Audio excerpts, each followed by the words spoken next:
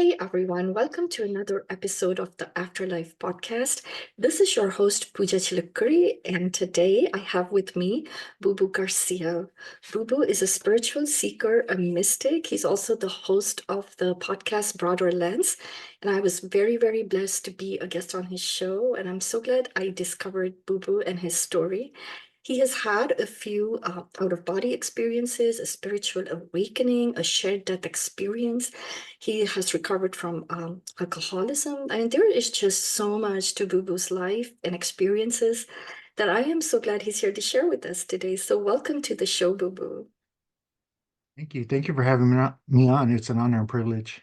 It is an honor for me when I was on your show and we discussed, spiritual transformation, religious trauma.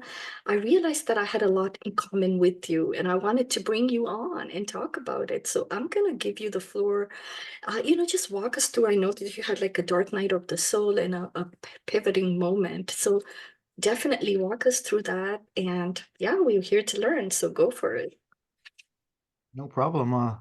Yeah, I grew up in San Pedro, California, Southern California. It's kind of the harbor where the docks are and the harbor of Los Angeles. And it was a pretty well-balanced city, but I grew up in an environment where there was a lot of gangs, Mm.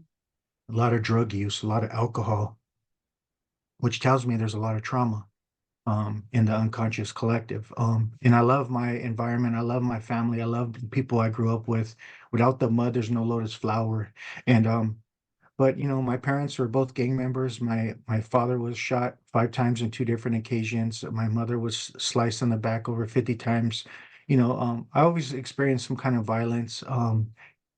My dad would beat me, and I remember anything I'd seem like I would do, my dad would hit me with the vacuum cord, make me get into my boxer underwear and whip me with the vacuum cord so it hits my skin, and that hurt me, and don't get me wrong, my father I know today loves me to death. He's no longer with us, and I'll share about that later. But that affected my brain development, and I didn't know that for a very long time until I got into researching stuff, trauma, and it created a false narrative. It fogged up my window of perception, and it affected my mind and body in so many different ways that I can't even explain.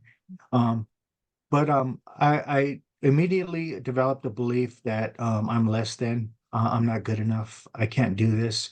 If I would have been more lovable, my father would have stayed with us because I experienced my dad leaving our family. You know, abandonment issues came up, all kinds of good stuff. Well, it's not good stuff, but all kinds of stuff popped into my little brain, and it got trapped in my mind and body. And it really, for the long time, it affected me in so many different ways. For every thought, there's an emotion, right? And the more I repeat this thought, the more I repeat the emotion, and becomes a state of being. And I'm stuck in this conditioned state through this hellish thinking. I think heaven and hell is a state of consciousness. And For me, I was in hell for a long time. And I found something early on that fixed all that stuff, and it was called alcohol. See, I grew up with stuff and experiences, seeing my dad's friends argue, getting stabbed, the ambulance coming to revive my father, car chasing, all kinds of stuff. I could continue to go on, but I won't. But the minute I took a drink of alcohol, that slot machine mind stopped. And Carl Jung called it in Latin spiritus contra spiritum, spirit against spirit. The spirit of alcohol helped me get rid of what the 12-step community and like Alcoholics Anonymous call it, a spiritual malady. Mhm. It's just unresolved trauma, right? That's affecting me. And I love what Dr. Peter Levine says, trauma is a loss of self. Mhm. Once I put that alcohol in me, I felt connected, like I experienced God. If that makes any sense. Mhm. And So that became my behavior, my go-to. And the more life got worse, the more I went to alcohol. And then I went to other substances and other behaviors to get that hit of dopamine that it's providing me to feel okay. And Yeah, things just got worse. And I didn't have coping skills. The only coping skills I had was alcohol and other substances and behaviors, like women and so on, to get out of self. In the 12-step community, there's a prayer, and inside the prayer, it says, relieve me from the bondage of self. It's called the third step prayer. And That's what alcohol did for me. It Mhm, relieved me from me. mhm, Everything just went okay. And instead of hating my mother and father, I actually don't you know who they am? You know, it just gave me a shift in consciousness. So, mhm, yeah, it got really bad. I didn't know how to deal with life. I didn't know how to be a father. I didn't know how to be a family member, a responsible person because I was never really shown that kind of stuff, you know. And I remember as a young kid, I felt less than, so I had to portray myself to be better than. So you tell me to play sports, you're picking me first on the basketball court, or you tell me to play football, I'm going to be the star quarterback or receiver. mhm, I need the spotlight because deep down inside, I feel less than. So mhm, I put up that persona early on. mhm. It's a very, Mhm. very difficult journey that you had, Boo Boo. And I'm not trying to generalize, but a lot of people, if they've experienced that kind of violence or, that kind of a life, oftentimes they don't know how to even feel about themselves, right? You go from that place to where you are today. It's nothing short of a miracle. So what sparked that quest in you? Because I'm sure there was a time where you were seeking to change or wanting to change, and I want to know why. Yeah, thank you. What happened for me is it got worse, you know, Mhm, I burned a lot of bridges. I get to a point that in the 12 step community, the big book, they call it Alcoholics Anonymous. They say the alcoholic is like a tornado roaring their way through the lives of others.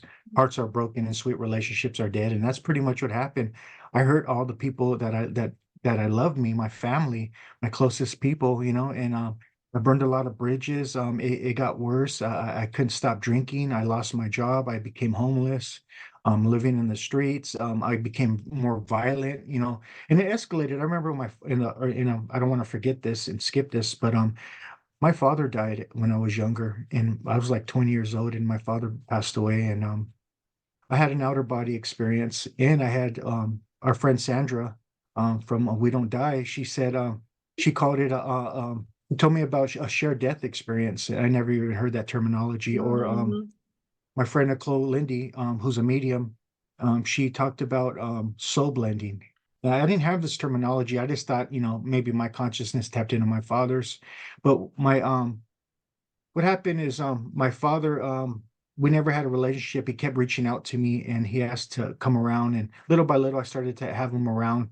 And then with the short time he was around me, one day he asked me to go to the emergency room because he's not feeling well. So I drive him to the emergency room. He apologized for this, apologized for that, explained stuff to me. I couldn't comprehend it at the time, but later I started to think about it after my awakening, and I realized he's trying to make an amends. But the following week, he asked me to go to church with them on Sunday. And my father was a changed man. He removed his teardrop. It changed his lifestyle, and but that Sunday he comes, and I just got home around 6 in the morning, all loaded, and my dad comes knocking on the door, wanting me to go to service with him. And I told him to come back after, and he comes back knocking on my door. I'm kind of upset, and he asked me to go to the go hang out with him. He wanted to hang out with me, and he's really trying to develop a relationship with me and make that amends. But I talked him into going to fly a remote control airplane where his brother, was flying a plane, and he was trying to stay out of trouble himself. He was spent a lot of time in prison, and he's trying to stay away. And he's flying a remote control airplane. My dad didn't want to do that, but to be honest, what happened was I talk him into it. We get to where my uncle's at. 10 minutes in, his plane gets stuck. We talk about grabbing it. We decided not to get it. My dad keeps walking down, and I see him slip, and all I seen was dust everywhere. And I looked down, I couldn't see him. I ran about a mile, went down the staircase, ran all the way back to where he was, and he's compressed against the rocks all day. He's dead. And when I grabbed him and I'm crying, I had a out of body experience where I seen everything outside of my body. As a matter of fact, it seemed like my dad left his body, but he stayed in the scene, up above, and I tapped into that. And I seen everything. I seen the firemen, the paramedics, I seen the police, I seen the helicopter, people looking and staring and looking, and I even seen me and my uncle, and I seen them rushing down to us, and but then after I seen all that, it went away. But my alcohol escalated, and I'll share one more thing. Um, what happened one time? I'm drinking, and I have a beautiful family. They say selfish or people lose the ability to love and or and I jump out of the window because I don't want my wife at the time to nag at me. And she made a home cooked meal. My daughter's watching TV, and I jump out the window to go hang out with my friends, and so I didn't know how to love my family because I didn't even know how to love me. My actions are my true belongings. If I look at my actions, I didn't know how to love them properly. And so I'm at the bar. I have a family at home. Last call for alcohol in California, to 2 o'clock in the morning. Last call. We meet these girls. I talk them into going to an after party, or going to the coast.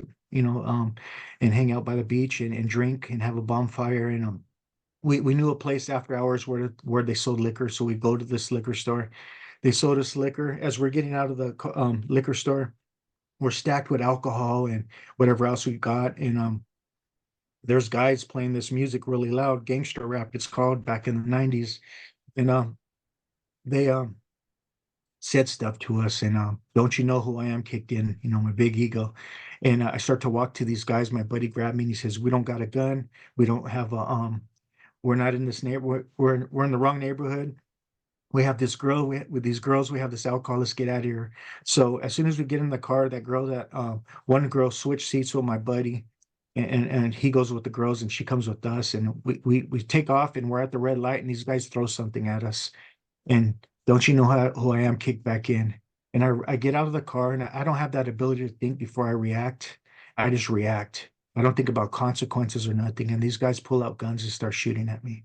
Mm. And as tough as I thought I was, I run back to the cars and bullets are flying by. And that same bullet one of the bullets that I seen fly by hit that girl in the head and died on my friend's lap, blew her head off. And it was hard, man, because I had to feel that and live with that for a very long time. And because of my actions, she got murdered, and I said I was going to no longer drink and change my life, but I couldn't. And but November 14th, 2009, I lose everything. By the time I get to that point, actually, November 13th, 2009, I lose everything. And I had a one last time drinking. I was like that Dr. Jekyll, Mr. Hyde, and I took a drink. I got drunk. I blacked out, and same old thing. There was a shooting. I had a big mouth. I started the whole thing, and some guy got shot. And I remember waking up that next morning, and I had a shift in consciousness. And what happened was, a couple years in my sobriety, I had a friend of mine, a close friend who was always in prison. He called me and he says he was with me that last night of me out there drinking and creating chaos. But he says, I heard you in the bedroom. I was in an apartment. My buddy found out I was homeless and let me stay in his apartment until he got out of his recovery home. And I'm in his apartment, and my buddy that was always in and out of prison was with me that night. I didn't even know that, but he said he sounded like I was fighting with demons in the bedroom, so he didn't even want to bother me. He says it sounded like The Exorcist. Well, I wake up that next morning and I had a totally shift in consciousness. Um, Carl Jung says there's no coming to consciousness without pain. Or Eckhart Tolle, the spiritual teacher, says, at the beginning of all addiction, there was pain, and at the end of all addiction, there was pain. And I had a glimpse of nirvana. Nirvana means to blow out, and that egoic flame blew out, and I was no longer identified with the five senses. I didn't identify with the mind or the body. I was just pure state of awareness. But Mm. as fast as that happened, there must have been those magic candles, because the flame turned back on, the egoic flame. And then I was full of fear, scared. I needed help. And my buddy that let me stay in his apartment knocked on that door the same day, not knowing he was home a few days earlier. And he asked if I needed help. And he asked me if I wanted to go to a meeting of Alcoholics Anonymous. Wow. I'm listening to you, Boo Boo, and can I just say, if it's like the whole gamut of all the experiences that, we as humans want to avoid, all that pain and all that guilt, even some of that, right? From what happened to that girl. How did you deal with that, or how did you get to that other side? Well, I did what they called the 12 steps. And the 12 steps were borrowed principles from every other religion, every ancient culture. Mhm. And I learned how to utilize those principles. I learned how to go back, you talked about me being a host of Broader Lens podcast that I started, and one of my most grateful things is having people that had near-death experiences, and they talk about that life review. Well, in Mm-hmm. the fourth step of the 12 steps, there's a moral, taking a moral and fearless inventory of ourselves. So I did a life review on myself. Pretty much, I can identify when they talk about um, having this life review. And what I did without realizing it was, and I wasn't told this, but I put that person on stage, and I sat back in the crowd, and I looked how it affected them and how it affected me, and what was I threatened? Where was I threatened? Where was the fear behind it? What behind the persona, the mask, right? So when I started to do that stuff and question things and develop a deeper sense of understanding, like in Buddhism, they say understanding is love's other name. Mm-hmm. I had a whole shift, another shift in me, another awakening.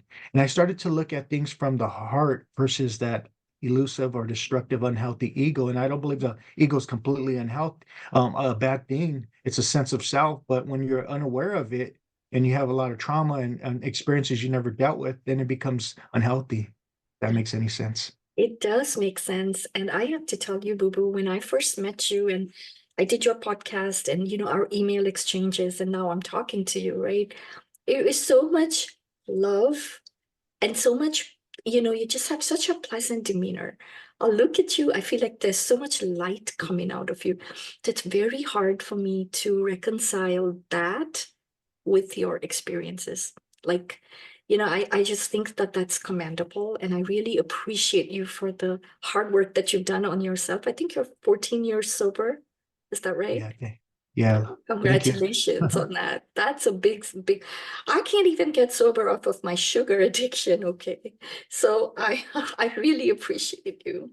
And so one of the questions that I do have, you said there was you have several out of body experiences. Was there more than that one time that you Yeah, go ahead. Yeah, one day I eventually moved to Ohio for a little bit for 4 years, and I was working in the woods. We're building a house, and I'm a finished carpenter, and I there was no restroom, so I had to go in the woods. So I'm in the woods, and I looked in a flower, and all of a sudden I had an outer body experience. I don't know how that happened. I've tried meditating. I mean, I meditate a lot, but I never had that experience meditating.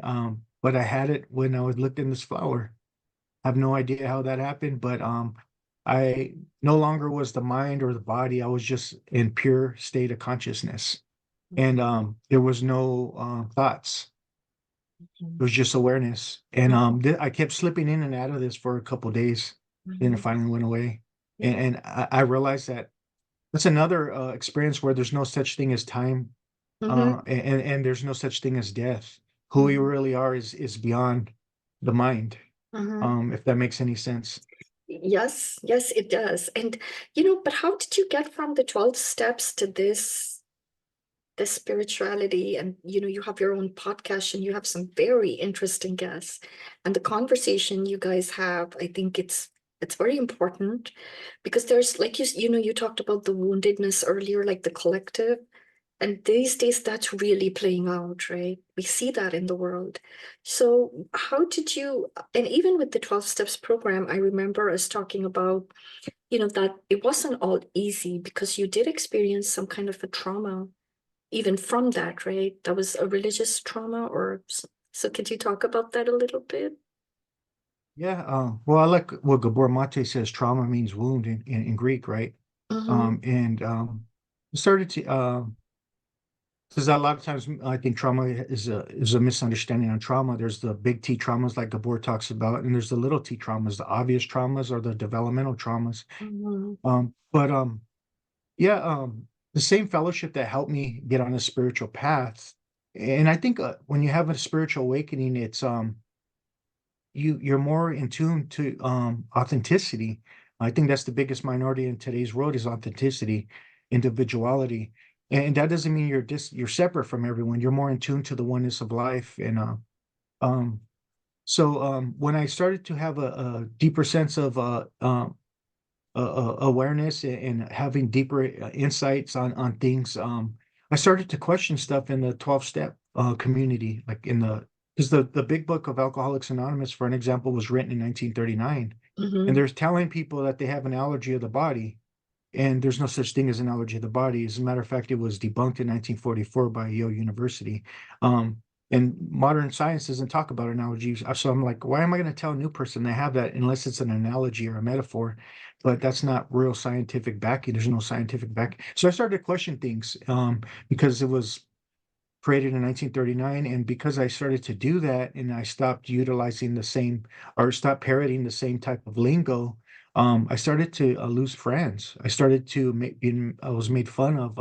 You're not allowed to question things. I went from, not that I need to speak everywhere, but I went from speaking at a lot of places to no longer being asked to speak and people just no longer being your friend. And that was hurtful to me because I thought it was all about, part of an awakening is about continuing to grow and be open-minded and continue to expand and utilize that intuition within ourselves. Mm-hmm. Sounds But like dogmatic. yeah, dogma comes in many forms and it also it finds its way in groupthink. And if you're not part of the groupthink, then you're not a part of us. And then you get shunned, kind of like the Jesus story, you know. Yeah. Jesus was he was basically murdered because he thought outside the box and he challenged the old belief systems and he wanted to help people expand and remember who they really are. Yeah. You know, the Christ in you is your hope and glory. But you asked me about how to get more into the spirituality is when I had my first year a guru came to me in spirit and I didn't know who he was for a long time. His name was Paramahansa Yogananda. See, when I was a kid, I always knew I lived in India.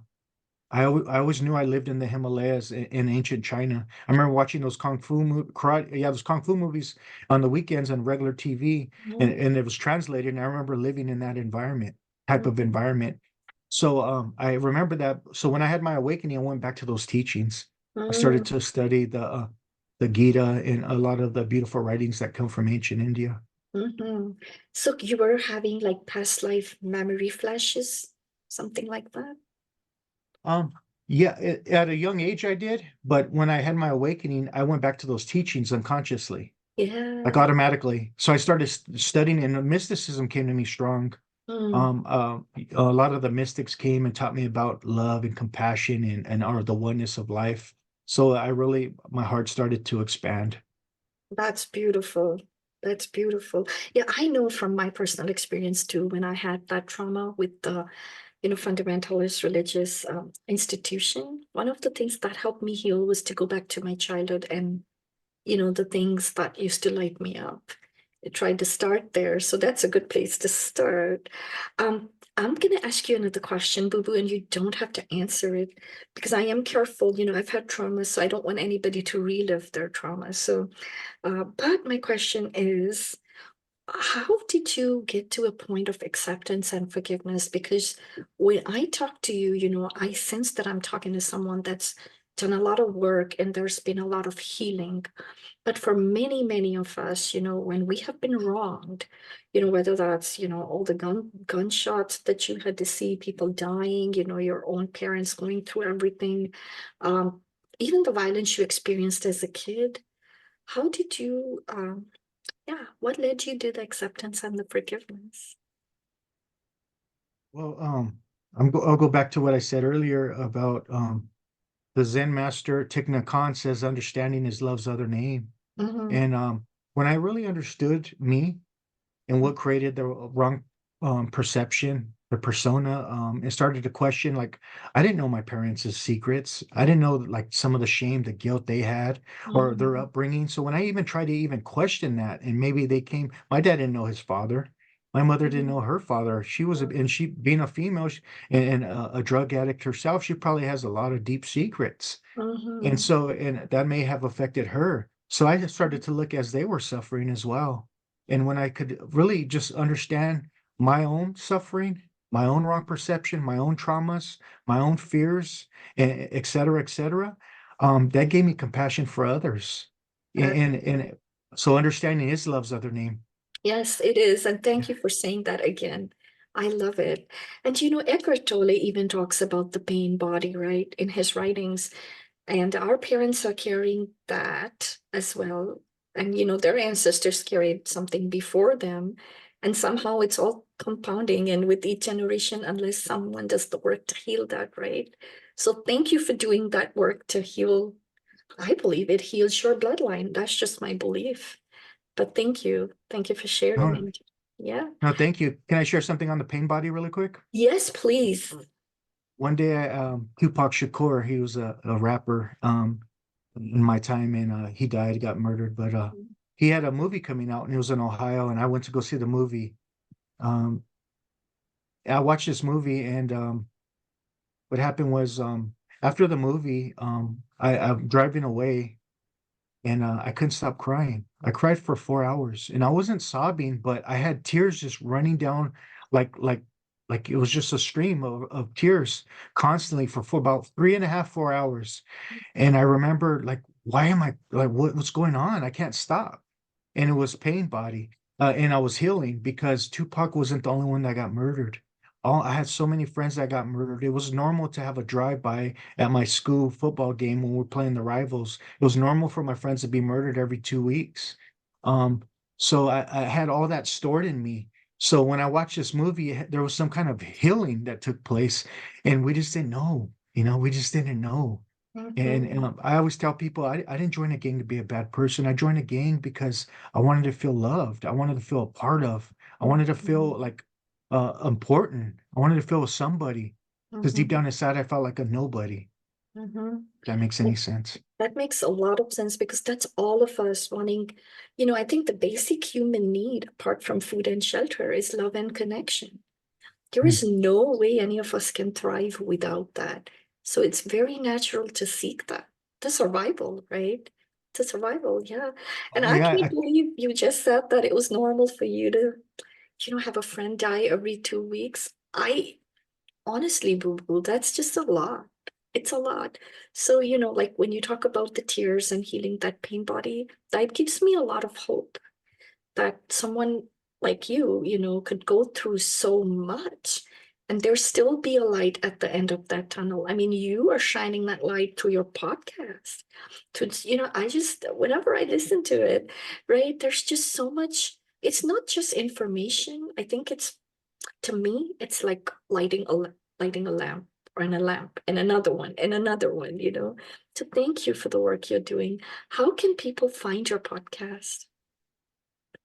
yeah. You can look me up on Broderlands podcast on YouTube, and I'm on Instagram. I am on Facebook, but I don't really use that. Yep.